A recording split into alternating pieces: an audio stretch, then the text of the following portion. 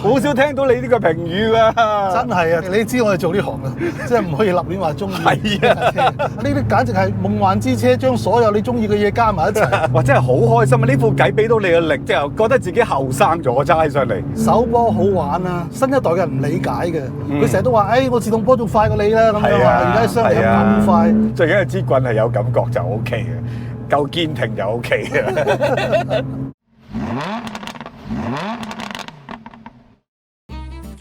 龍 Sir， 呢部911 GT Street Touring 唔係車行車嚟㗎。咁點包翻嚟啊？咁靚？其實係我哋嘅觀眾借俾我哋嘅，新車落地冇幾耐就借俾我哋試啦。好多謝呢位觀眾。其實我哋有好多觀眾都好錫我哋嘅，即係借佢哋嘅老爺車啦、新車啦，不斷咁話想借俾我哋拍攝，借俾我哋試下、評論下。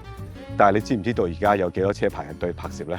聽講話同買電動車差唔多啦，排成半年喎。其實我哋真係有認真睇嘅，我哋真係排緊，不過我哋人手有限，就要等下啦。大家繼續提供你哋收藏嘅好車、新車，我哋真係會拍㗎嚇。咁另外 YouTube 啦、Facebook 啦、IG 啦，記住 subscribe、follow、CLS 讚好啦，諸如此類啦。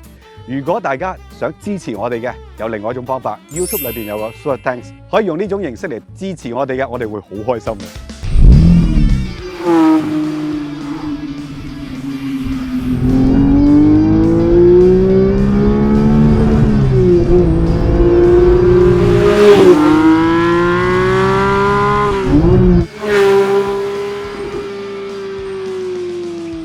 龍 Sir， 我印象中你好似冇揸過波子嘅 GT 系列㗎。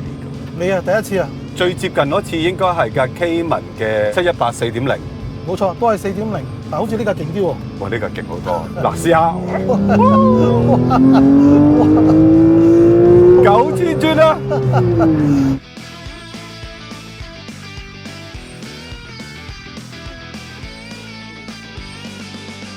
頭先你一揸完，第一個感覺話我好中意喎，好少聽到你呢個評語㗎。真係啊！你知我哋做呢行啊，即係唔可以立亂話中意。係啊！你記唔記得上一次我哋試過 G Series？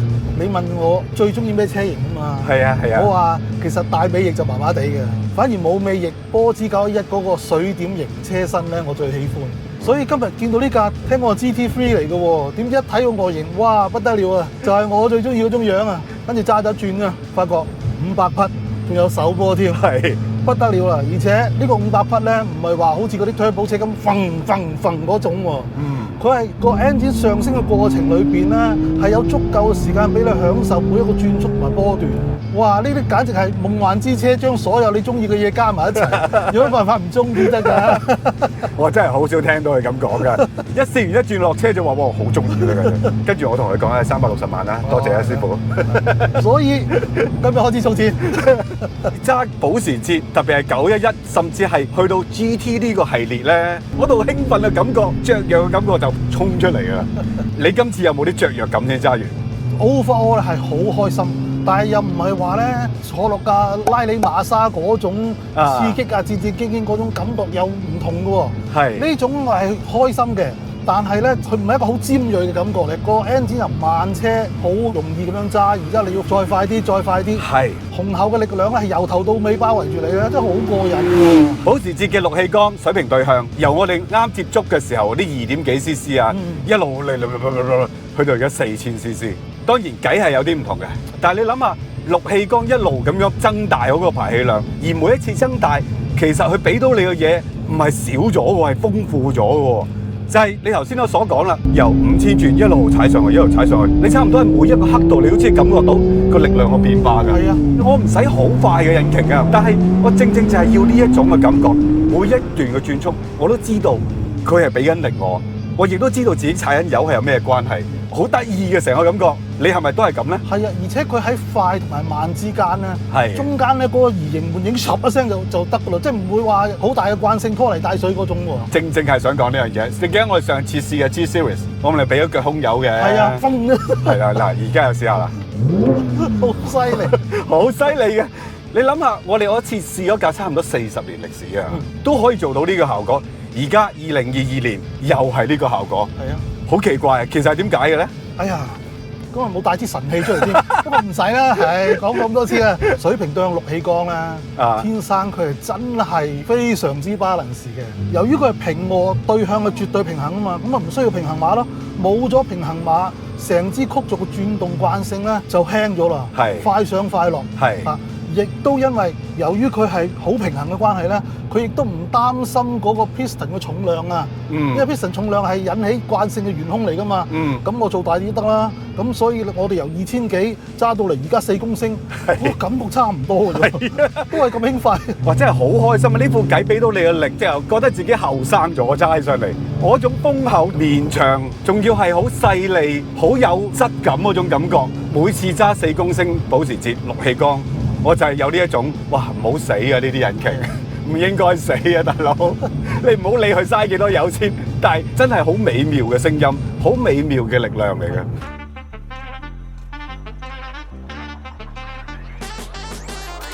Edmond，今日呢部除咗係水平對向6氣缸4公升之外咧，最難得嘅就係佢竟然仲有部手波俾你玩下。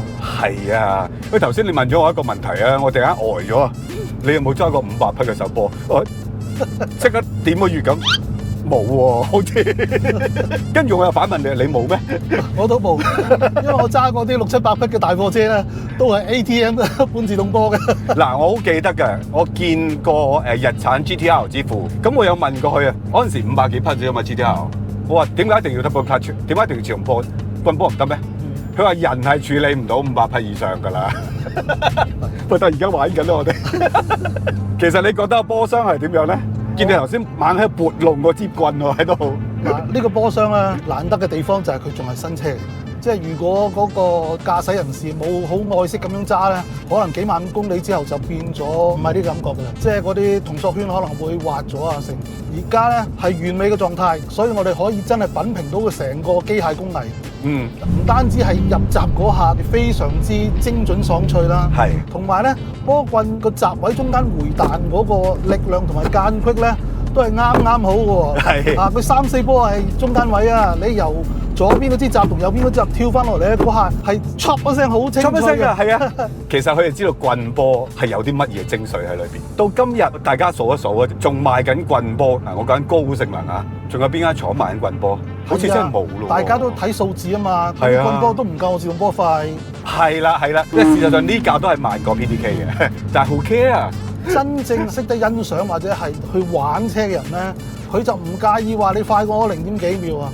呢500匹係完完全全掌控於我手中咧，就需要呢一挺咁靚嘅手波箱。係啊，哇！真係好美妙啊！哇！你睇啲犀利，呢啲聲真係哇！嗰種厚實法。好啦，唔得啦，你玩咗咁耐，到我啦，真係？係啊。OK， 阿 Sir 叫到冇理由唔放手㗎。好，當窿晒。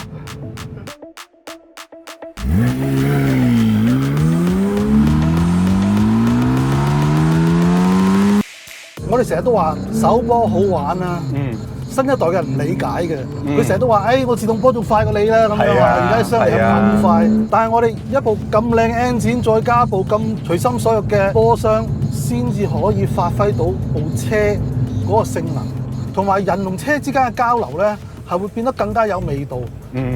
即係如果你一個自動波車咧，一個好靚嘅 engine、好靚嘅波箱，同埋一個好靚嘅車架，各有各做嘢。你又好似去飲咁樣啊，唔係主人家，知唔知啊？仲有一個 point 你頭先講得好好嘅，即係我哋成日都係咁樣錄嗰陣時有一講少嗰啲嘢，behind the scene就講好多嘢。俾個自動波箱嚟，係 engine 好快，波箱好快。你好多時係為咗應付佢嘅，唔同而家你揸嘅棍波係佢傷你，係冇錯。你做到幾多嘢，佢咪交幾多嘢俾你咯，佢一套好嘅系統。係啊，就唔係好似自動波配一個真係好高性能嘅引擎，佢快過你。係啊，你驚過佢。呢個500匹唔係你提，我真係唔記得咗，我冇揸過500匹棍波車。我開頭都懷疑其實人係咪真係處理到，係正常係 OK 嘅。其實唔係個波箱令到我有問題。或者個波箱令到你覺得我係咪 overspeed 啊？諸如此類，唔係呢啲嘢控制得到嘅，反而係就係揸911嘅感覺。我哋上次揸 G Series 嗰陣時，我哋講咩叫波子味噶嘛？係啊，就係快嘅時候有啲令到你咧有少少緊張啊，緊張急急地尿嗰種感覺。嗰種咧，哇！因為911嗰個車身就算去到而家992啦，都已經大咗闊咗，馬步又大，胎又闊。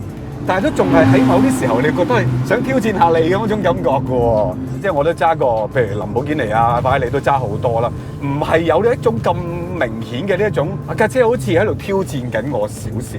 啊，你係咪得㗎？你咪得㗎？上次揸 G Series 都有㗎啦，不過速度 wise 梗係爭好遠啦。呢部一去到某個速度，你其實我哋個人就開始緊張少少。其實你要知道個車架同你係溝通緊，個轆嘅上落亦都同你溝通緊，個 traction 同你溝通緊。你得唔得㗎？反而係反問翻你得唔得啊？但係緊張之餘咧，你又一切又掌握在手嘅喎。係啊，我唔得咩？我就冇咁早轉波住咯。我唔得啊，真係試嗱，我踩低幾粒子都可以即刻減低你個 traction。咁呢樣嘢咧就同而家嗰啲高性能嘅自動波雙離合咧，電腦決定你得定唔得咧，就另外一件事。而家咧我就量力而為啊，即係所有嘢操縱喺自己手上高啊。當你嗰個唔同嘅層次、唔同嘅技術咧，你可以有得到唔同嘅發揮，呢樣嘢好玩嘅地方。其實多咗個棍波之後，你能夠體驗嘅嘢係多好多。咁當然睇你自己嘅功力啦。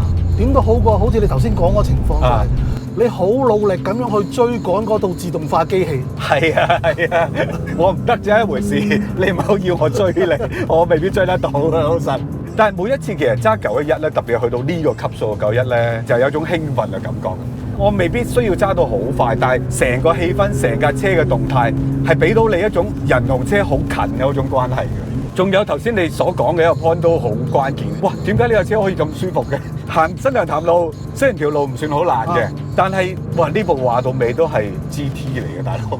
咁樣行有少少老化嘅路面，你都唔會覺得成架車好 rough 啊，突然間變得好暴躁啊個感覺，仲係好順啊。唔會令到個人都緊張埋嗰種感覺嘅。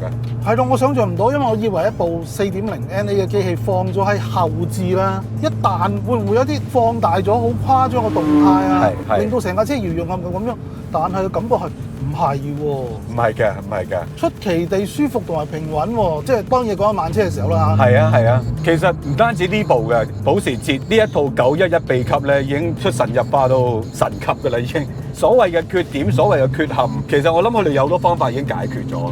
唔好話講到呢一部 GT3 Touring，就算係之前嘅991 Turbo，我都唔覺話個尾係當你快嘅時候，甚至喺大帽山呢啲咁 tricky 嘅路面嘅時候，個尾係不斷咁拖住你行，好唔穩陣啊！冇啊，佢一路都係保持嗰種好靈活、好平穩，但係你又感覺到佢唔係嗰種中置引擎嗰種好 balance 嗰種狀態嘅，但佢又唔會話唔 balance 得嚟係癲咗嗰種嚟，所以點解911一路都有缺陷嘅一個理由，但係揸起上嚟好有味道。嗰個容易操控嘅情況，同啲100-200匹嘅手波係冇乜分別。冇乜分別。但係當場景適合嘅時候咧，佢係會快到你難以想像。係啊。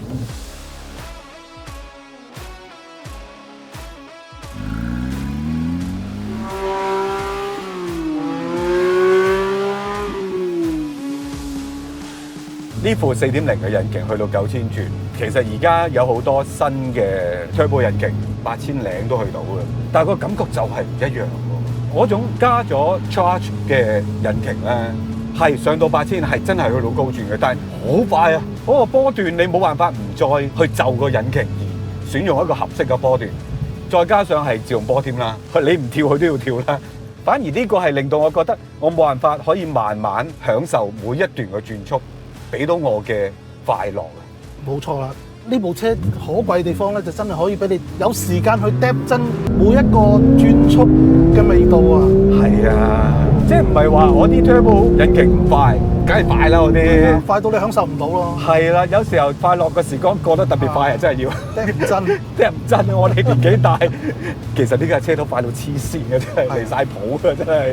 我諗香港嘅路面唔好話9000轉咯，就講8000轉。究竟有邊段路可以俾你4波都用到8000轉？應該冇啊，3波都釘牌。係啊，應該釘得牌。